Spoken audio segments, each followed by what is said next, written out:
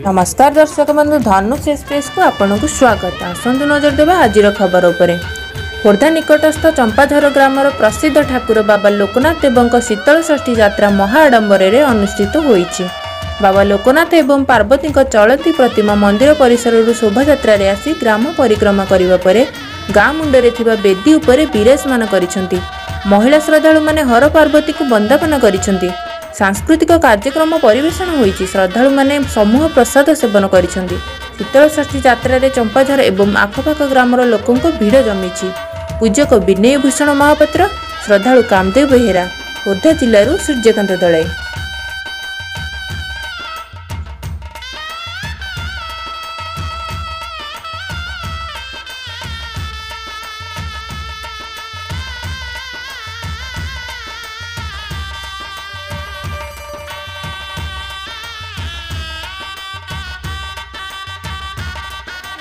दिल्ली पंडा 501 पानी छत्र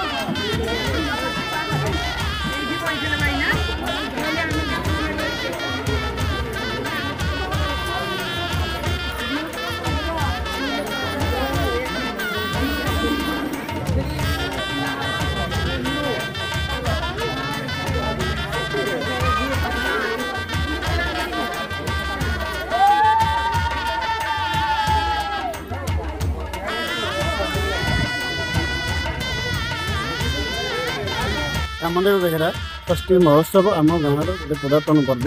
महादेव लोकनाथ पर्व होता है। शीतल षष्ठी परदिन आम विवाह है और लक्ष्मण बेहरा स्मृति उद्देश्य ये पणार व्यवस्था कराए।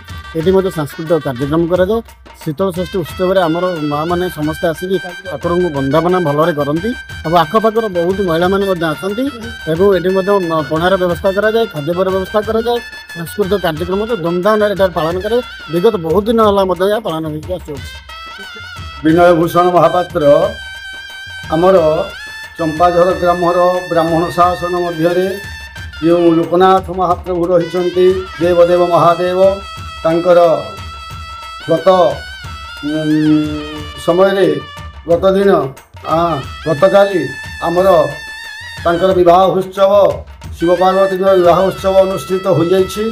आज शीतल षष्ठी यात्रा बहु पुरातन परंपरा नीति नियम विधि विधान एजावत चालू रही। बहु पुराना अनुष्ठान या मध्य आमर वाद्य जंत्र सह वृषभ उपरे चंद्रशेखर महादेव लोकनाथ महाप्रभुंर चलती प्रतिमा आज सुंदर भाव में प्रसेसन करी एवं आनंद महोत्सव कोलाहल हरिबोल हुलहुली भितर समस्ते उत्साहित पूर्वक श्री लोकनाथ महाप्रभुंर शीतल षष्ठी यात्रा को उपभोग करुछंती। पणा बंटन होउछि।